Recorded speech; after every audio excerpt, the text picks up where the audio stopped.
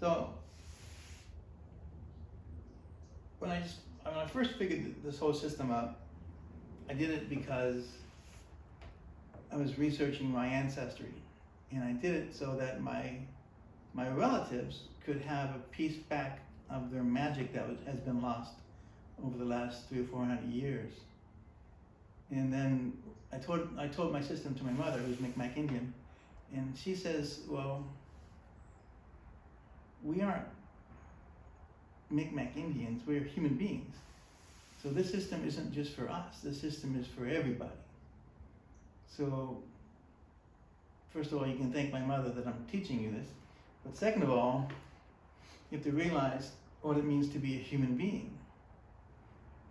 So a human being, a true human being, does not become a racist because there aren't races.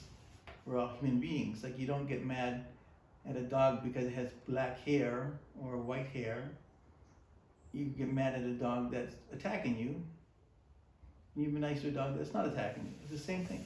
It's really culture. So you have cultures that will exist because they take things from others. We call them the moon culture. So moon culture is a gravitational culture. So there's the moon, and it's always pulling. So when it moves around to another place, it takes. It's always negative. Like, the people in the moon culture are negative. You have always a want of something. I think this may have been from like the caveman era. May started there, where you live in a cave, and once you're out of the cave, you go and get stuff and bring it back to the cave. You're always bringing stuff back in. We kind of live in that same culture now. We even have, like, we live in these wooden caves above ground. We get up in the morning, we get into our metal caves and drive to work, to our concrete cave, and come back in our metal cave. So we're kind of cave people. So these are not quite human beings yet. Not true human beings. A true human being doesn't get distracted by the construct of culture. Like, we aren't French, we aren't Italian, we're human beings. And right now, our human beingness is breaking out of this construct. So one of the reasons I'm bringing this up now is because this is the first time in history where this information can go to everybody. And a long time ago, not even that long ago, 30 years ago, if I wanted to tell this to somebody in China, I would have to go through the embassies and meet people and fly over to China and do it. Now you can just put it on the internet and somebody in China will eventually find it. It's direct. You don't have, you can cut out the middleman. So there's a stage here of gravity, and there's a stage here of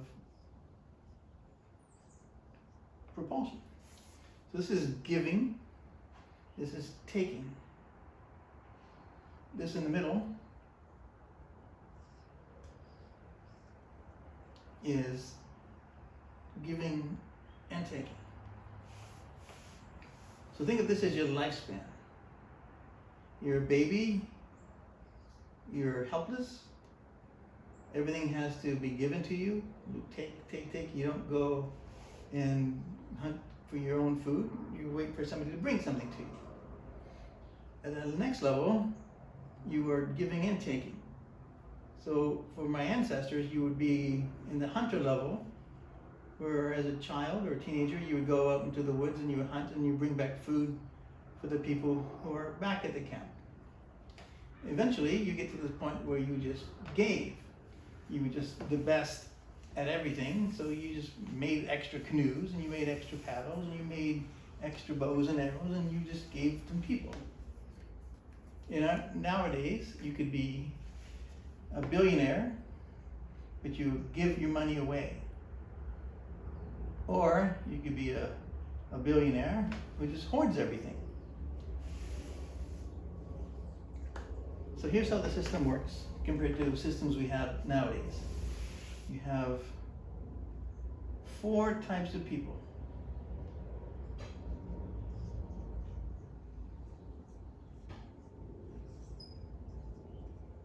Four types. First type is this type, where you are a good person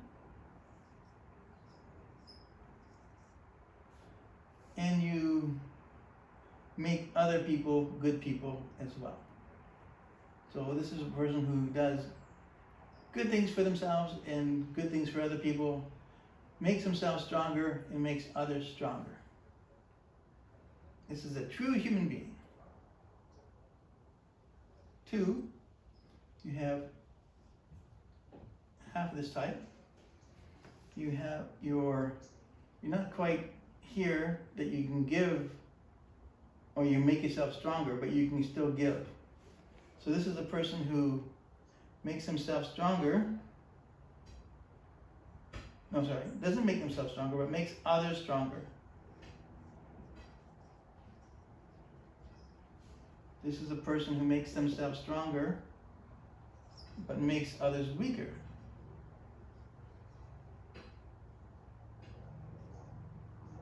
And this is the person who is weak and makes others weaker as well. So this is like a drain on everybody.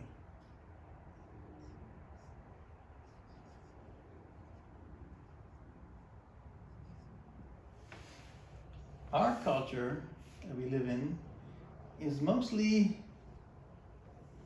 these 2. Very few people will make themselves stronger for the sole purpose of making others stronger. Many people will make themselves stronger by making people weaker, by ripping them off, stealing their stuff, tricking them. This is the 3rd type of person.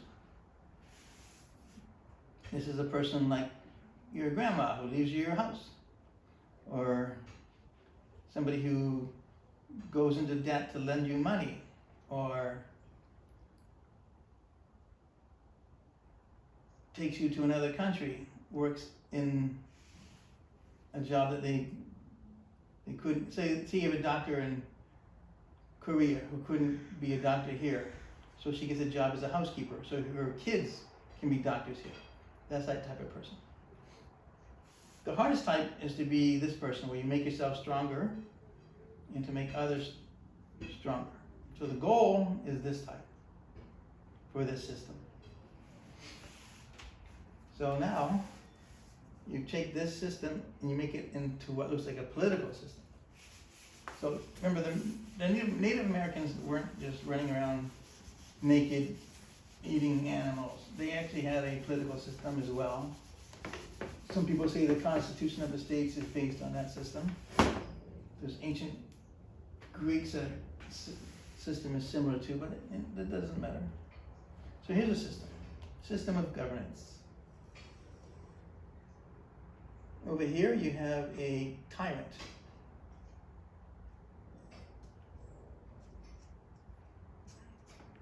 Over here you are free.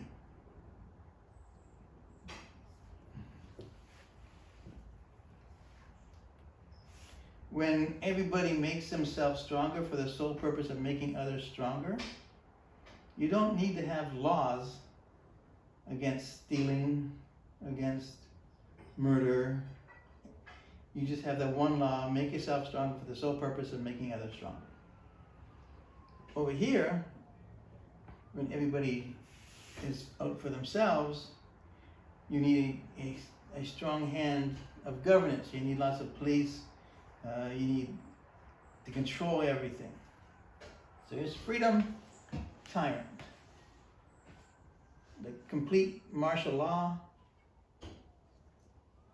communism, socialism. So people say that communism and socialism are opposites. So they're not opposites. They're just a degree away from freedom. But you have to understand that some people like to be controlled. They don't like to be free. They want to be told what to do. So this is where you get a lot of people say, "I want free Medicare, free medicine." But they don't understand that the medicine that they're getting isn't healthy. the trick to medicine is to not get sick in the first place.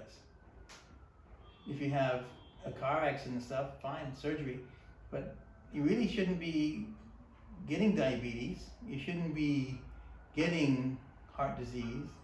Those are things that are due to poor diet and poor exercise. So you can stop getting those things. You can stop being sick. If one thing that this virus has shown us is that all these people are dying of these comorbidities that if they didn't have, they wouldn't be dead. I know it sounds kind of harsh, but if you think about it, if you didn't have diabetes, the COVID virus wouldn't kill you because of your comorbidity of diabetes. So your choice is freedom or less freedom.